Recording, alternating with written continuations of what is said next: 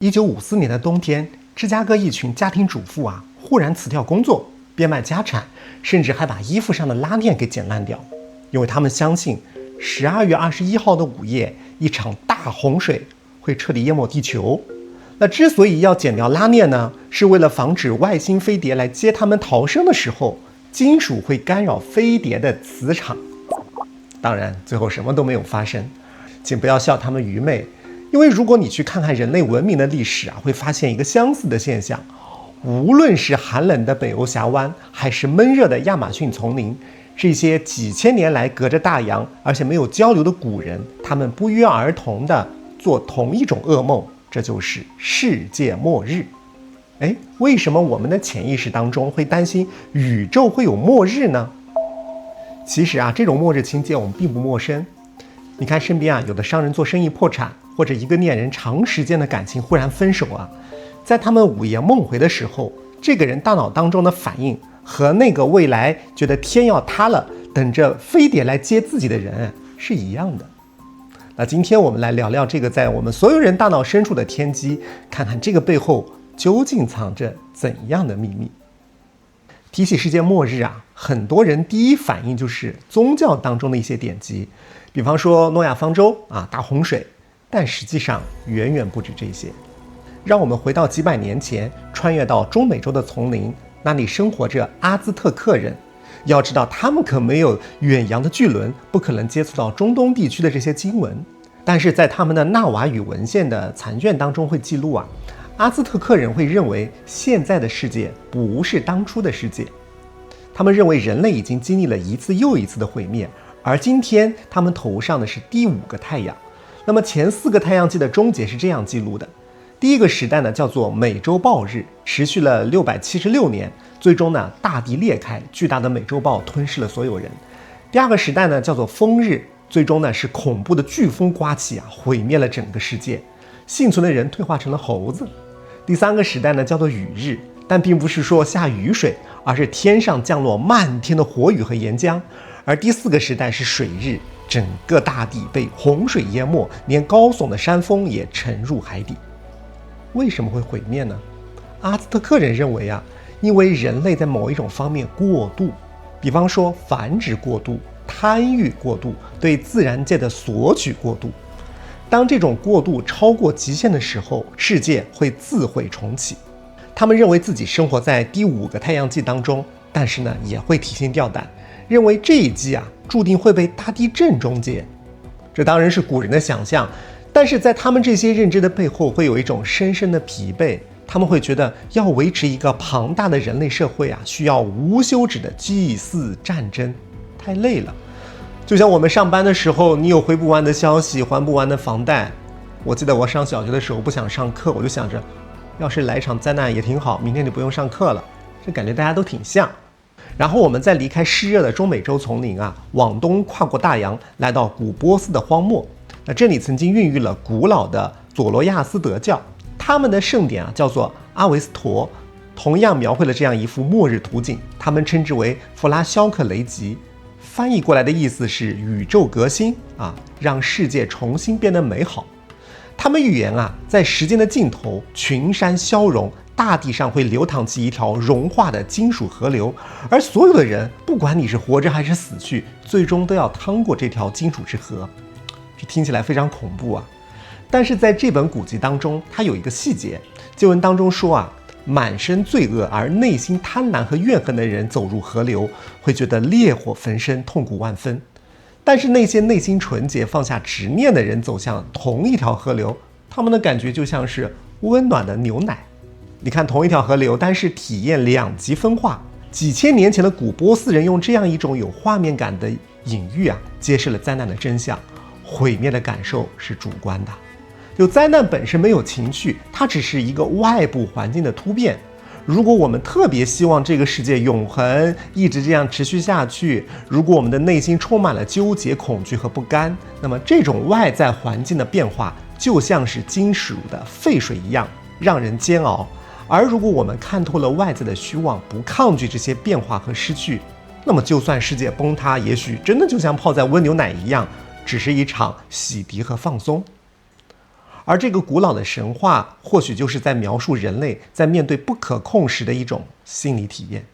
我们再穿越到北美的亚利桑那州的沙漠地带，这里居住着霍皮族的印第安人，他们是一个封闭、与世无争的古老部落。在漫长的岁月当中只有黄沙仙人掌和头顶的星空和他们作伴。而1963年，人类学家弗兰克·沃特斯经过多年的调查，出版了《霍皮族之书》，记录了他们口口相传的创世和末日预言。在这样一个没有接触过现代工业文明的部落当中，他们同样认为世界会周期性毁灭。霍皮人认为我们生活在第4世界，前面的3个世界是被造物主给毁掉的。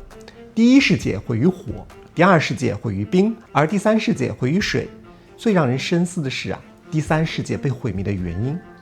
霍皮人告诉人类学家说在上一个世界当中呢，人们一开始生活得很邻近，大家和动物交谈，和土地相连。但是渐渐人们变了，大家开始建造巨大的城市，热衷于交易，囤积那些根本用不上的东西。人们的心思被这些物质填满，忘记了倾听内心的声音，忘记了对万物的敬畏。而财富虽然越来越多，但是精神却越来越不安。部落之间开始因为贪婪而互相残杀，最后大洪水降临了，把一切繁华和疯狂给抹灭。而对于我们所在的第4世界，霍皮人留下了一个著名的叫蓝星克西纳的预言。他们认为当一颗蓝色的星星在天空中显现，这个世界会迎来最终的进化，所有复杂让人迷失这些物质性的欲望会消失，而生命将会重新回到最简单本质的状态。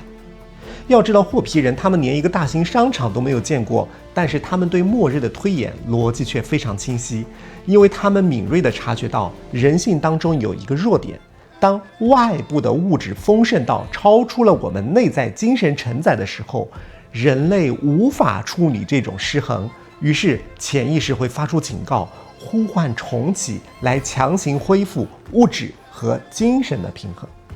所以无论是美洲丛林的这些猎手，波斯荒漠当中的祭司，还是北美峡谷当中的部落长者，这些人他们超越了时空，在不同的文化土壤当中都开出了同一朵黑色花朵，叫做毁灭。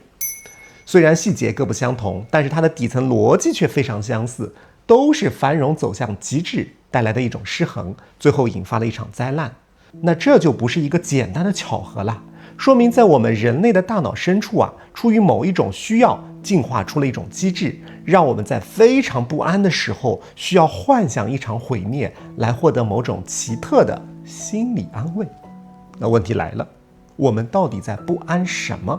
为什么会迫切地渴望一场末日的降临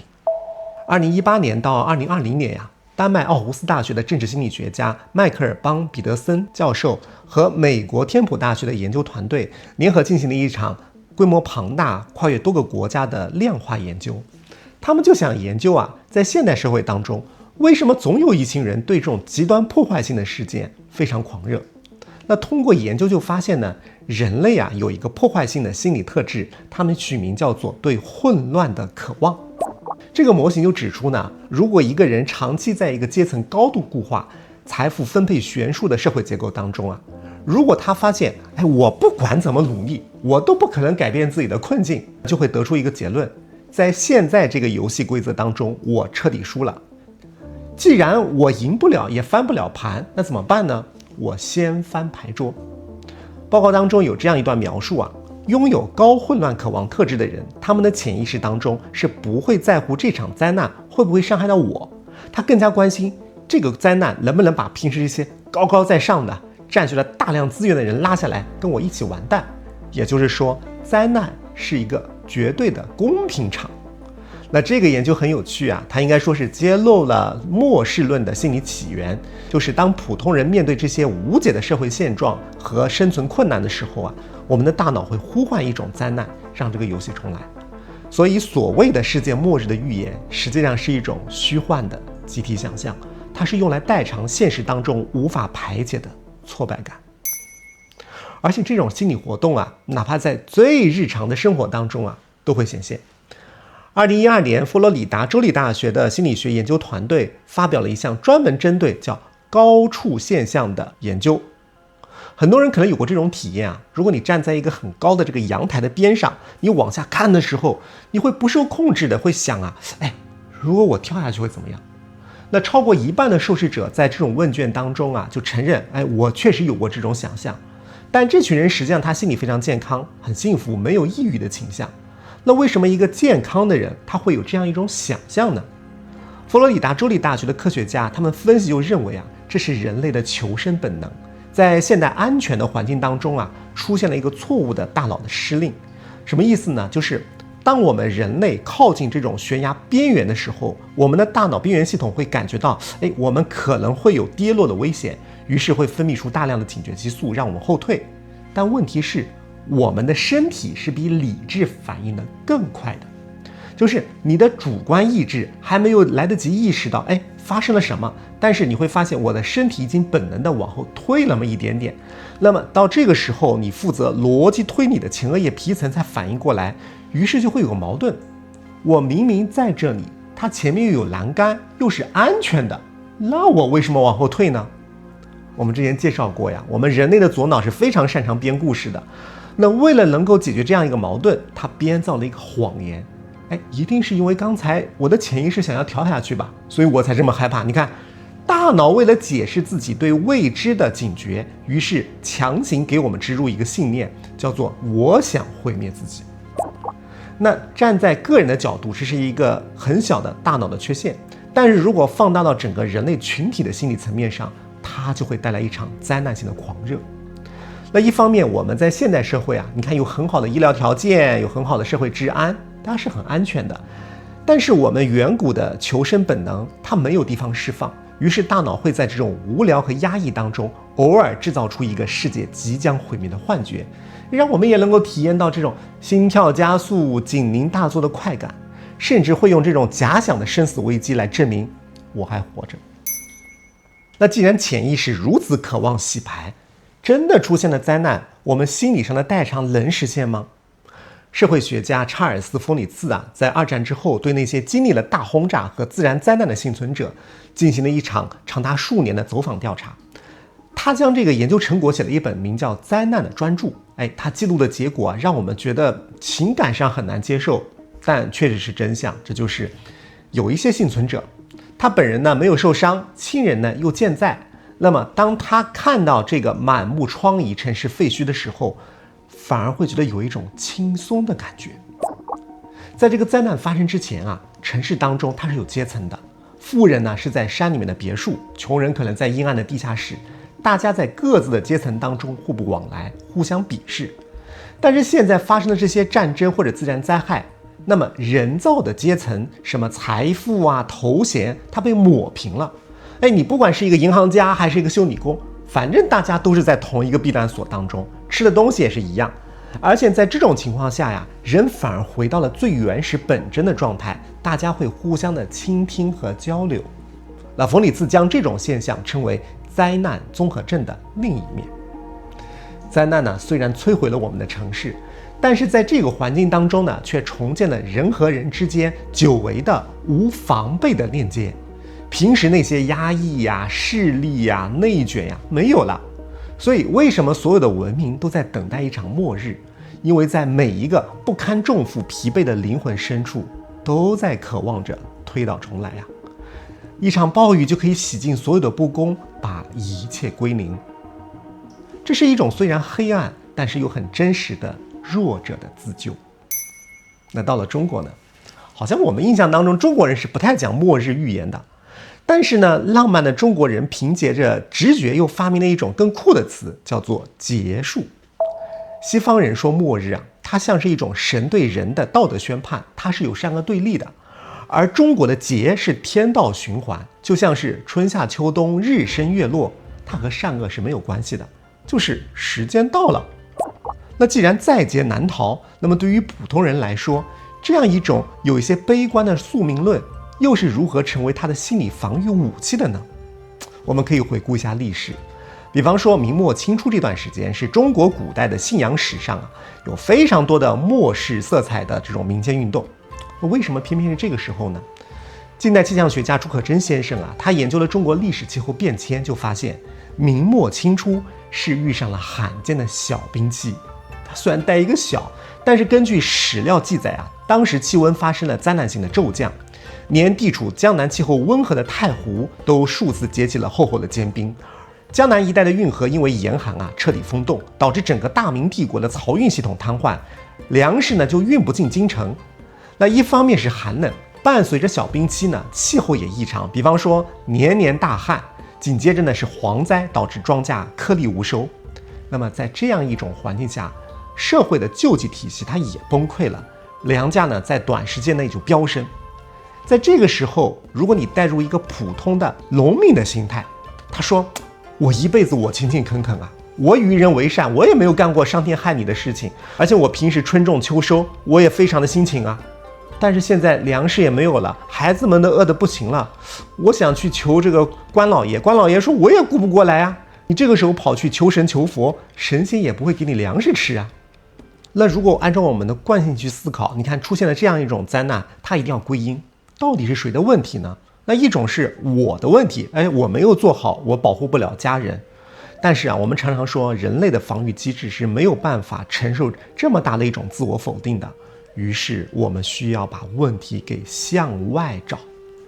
那么在这种心理防御机制的作用之下，就产生了一种宏大叙事，在饥寒交迫的老百姓当中蔓延开来，这就是非常流行的弘扬解禁的信仰。这个信仰的核心逻辑其实非常简单，他就告诉那些快要饿死的人说，你现在受的苦不是因为你的错皇帝也没有错，是因为这个宇宙的时间呢分成3个阶段，叫青阳、红阳和白阳。那现在呢，我们处于红阳时代的末期，就是结束将近的时候。天地当中积攒了太多的罪恶，于是老天爷要降下一场叫做罡风的大灾难，把这个旧世界给它抹掉。等到这场大灾难过去那个至高无上的无声老母呢，就会降生世间，把大家带回到那个没有饥饿、寒冷又平等的美好家乡。看明白了吗？这就是神道社教借假修真虽然它是一个末日谎言，但是它的背后是这些底层百姓的精神抚摸。它把眼前的冻垒交迫转换成了黎明前的黑暗，把我个人的无能为力升华成了我们全宇宙都要共同面对的结束。所以你看这些世界末日很多时候就是无力对抗现实的弱者用来合理化眼前的惨状，让我的心里好过一点。那不仅仅是群体，对于我们每个中国人来说这种面对崩溃时的一种心理防御机制，实际上深深地刻入了我们的文化骨髓当中，只是它非常隐蔽。你看西方社会它是很强调个人的意志和控制力的，但是在我们中国人的内心当中会有一个念头，就是我们从小会被教导叫善有善报，恶有恶报，天道酬勤。只要我听话，遵守规矩，努力上进，与人为善，那个冥冥之中的老天爷他是不会亏待我的。那这套逻辑是支持无数古人辛勤劳作、忍辱负重的一种信念，它让我们觉得就算今天累一点也是值得的。然而现实呢又非常的残忍，当一个老实巴交、诚恳工作的中年人，你可能会遇到行业雪崩会被裁员一个太太在家里面相夫教子，在岁月蹉跎当中消耗了青春，结果发现老公出轨了。那么这些事情发生的时候，你就会觉得很荒谬。你不是说善有善报，说好了天道酬勤呢？你这是骗我的吧？你这个老天爷是不长眼的吧？那么站在这样一个个体的世界当中虽然外面世界是照常的，但是他个人的价值观和信念可能就崩塌了。这就是为什么人在遭遇一些重大变故的时候会真的觉得天崩地裂、走投无路那这个时候，如果身边的亲朋好友跟他说，你不要这么悲观了，想开点就好了，这个安慰的背后实际上是一种傲慢的误解，就是我们以为绝望悲观是我们个人可以调整的情绪，你只要坚强一点，换个角度想一想，就不会觉得天塌了。但是现代的脑神经科学早就颠覆了这个认知。让我们看一个脑神经科学界堪称世纪大反转的实验。在心理学史上有一个著名的概念叫做习得性无助。在上个世纪的60年代，科学家把狗关在笼子当中去电击。这个狗呢，不管你怎么样努力，这个电击啊都无法消除。那么久而久之啊，这个狗就算看到笼门打开，它也不会逃跑，只会趴在地上绝望的挨电。那当时呢，科学界就得出一个结论，说这个绝望和放弃啊，是动物在经历了这种持续的打击之后后天习得的。就是说，一个小孩子本来他内心啊充满希望，但是呢，遭遇了一些现实的毒打，让一个人变得绝望了。那这个结论应该说是统治了心理学界整整50年啊。我们之前的很多心理咨询的理论体系，都是在试图教会人怎么样把绝望给忘掉，重新学会希望。但是没想到，到了2016年，当年亲自做这个电击狗的实验，提出习得性无助的科学家叫史蒂文·迈尔教授啊。他利用现代先进的光遗传学技术，重新扫描了动物在机体创伤时的大脑神经回路。这个实验结果一出来，大家就很无语啊。迈尔教授亲自站出来宣布，我们当年弄错了，绝望和放弃啊不是后天学习的，它是哺乳动物大脑当中一种古老的机制。那迈尔的团队是怎么证实的呢？他们用特定波长的光啊，穿透小白鼠的头骨，照在小白鼠的前额叶皮层。那么前额叶皮层呢，是我们大脑当中负责理性规划非常重要的一个部分。科学家呢又利用光信号呀，就相当于强行的关闭掉了这个部分的运转。结果就发现呀，这个小白鼠本来啊它是活蹦乱跳的，忽然呢就瘫软了，表现出了一种绝望和放弃感。它们的大脑深处叫做中缝背核的区域啊，开始释放抑制性的神经递质。也就是说呀，仅仅关掉了它的理智区域，小白鼠从一个活泼开朗变成了绝望的状态。这个实验就告诉我们，我们平时觉得日子还能过得去，明天会更好，是因为我们大脑负责理智的前额叶皮层它在运作，它是可以有效的对抗绝望的，给我们制造出一种我可以面对、能够控制生活的感觉。而一旦前额叶皮层下陷，我们会陷入到深深的绝望之中。所以对一个突如其来的打击的时候啊，那一瞬间啊，这个人他的头脑会涌入非常大的信息量，也会非常痛苦，他会超出我们前额叶皮层的处理的极限。这个时候他就可能会因为过载而宕机，而被压制了许久的那种绝望感啊，它会冲破牢笼。所以我们会觉得有一种末日感啊，可能只是因为啊，我们大脑当中的那个防火墙它临时性的瘫痪了。而且我们的身体比我们的嘴巴诚实啊，那这样一种感觉，它甚至会改变我们心脏。早在1990年呀，日本的心内科的医生就发现了一种奇怪的现象，比方说一个病人，他遭遇了这种非常大的一种悲痛，比方说伴侣离世啊，经济破产呀。当他们紧急送到医院就诊的时候啊，他已经出现了严重的心梗症状，比方说胸闷、憋气、濒死感。但是医生给他做这种冠状动脉造影的时候，又发现他的血管是畅通无阻的。那问题就是他心脏的肌肉发生了变化。在这样一种情绪冲击之下呀，这些患者心脏的左心室发生了变形，它非常诡异的肿胀了起来，底部变大，颈部收缩，形状呢就像是日本渔民用来捕捉章鱼的那种肚大口小的壶。那医学界将这种现象命名为 Takotsubo 心肌病，也就是我们常常听到的心碎综合症。这就是为什么当我们觉得世界塌了的时候呀，会胸闷发慌。所以不要再骂自己软弱，或者逼迫自己一定要振作起来，我们可以允许自己休息一会。那你说啊，如果绝望是我们大脑的底色，面对人生的一些困境，我们的理智呢又如此不堪一击，那无论是个人还是群体，我们该如何好好的活下去呢？那回答这个问题啊，需要回到我们最开始聊的那个古老神话。其实从阿兹特克的太阳纪、波斯人的金属河流到满天神佛的结束啊，所有的文明在刻画完毁灭性的灾难之后，都在卷宗的最后留下了一个解密的答案。这是绝大多数人不敢去面对，所以错过了那个隐秘的解。让我们来看一看，在全世界范围内，也许是把末日描绘的最绝望的传说，这就是北欧神话当中的诸神的黄昏。在绝大多数人的认知当中啊，这个故事的结局是非常黑暗的。毒龙呢咬断了世界树的根基，魔狼吞噬了太阳，所有的神明，包括高贵的奥丁，都在厮杀当中战死。最终呢，整个世界燃起了滔天大火，最终被冰冷的海水吞没，万物归于死寂。但是在记载这些神话的古老文献《世体埃达》的最后一章，藏着这样一段震撼的话：当大水慢慢退去，焦黑的大地开始重新浮出海面，在那棵看似已经被摧毁的巨大的世界树的残骸里，它的树干忽然裂开了一道缝，从树干的深处走出了2个人，他们是人类最后的幸存者，一个叫里布，一个叫里布斯拉希尔。他们没有参与那场神明之战，只是静静地躲在世界最深处的庇护所里。古籍上说呀，他们靠着喝每天清晨叶片上的露水活了下来，然后在那片神明都已经死绝的废墟上重新种下了新世界的种子。你看，宇宙费尽心机抹杀所有的神明，并非为了终结世界，而只是把那些已经变得傲慢贪婪的旧神给清洗掉，把那些已经让世界树不堪重负的旧规则给抹杀掉，给里面那2个最纯粹简单的生命腾出重新发芽的空间。世界末日从来都不是终点，它是宇宙在发现无论是个人还是世界都已经不堪重负陷入困境时做的一次重启。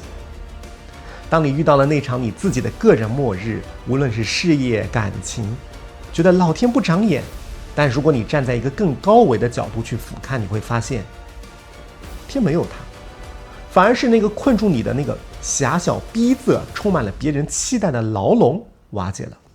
你觉得好像发生的灾难，实际上有可能只是宇宙把那个错误消耗自己能量的你从你既有的轨道上一脚踹了下来，只是粗暴了一些。那你说我该具体怎么应对呢？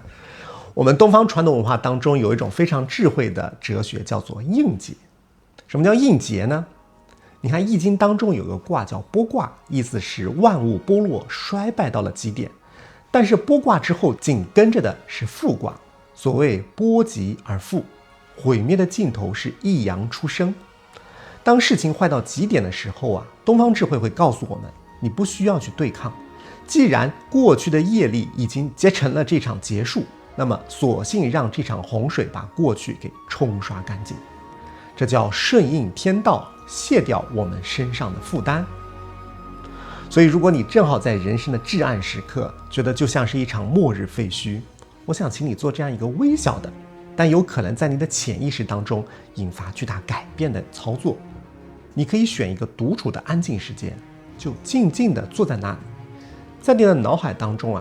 去看那个曾经的自己。你可以去冥想或者观想，那个自己有可能是讨好别人的，也有可能是压抑了我的攻击性的，也有可能是为了维持体面绞尽脑汁非常疲惫的，就是无论哪一种，它是一种抱着执念不肯松手的自己。然后你看着他在那场灾难当中轰然倒地，然后在心里面对他轻松地说一句：辛苦了，你终于可以休息了，我允许你死在昨天。不需要去救那个旧的自己，让他去吧。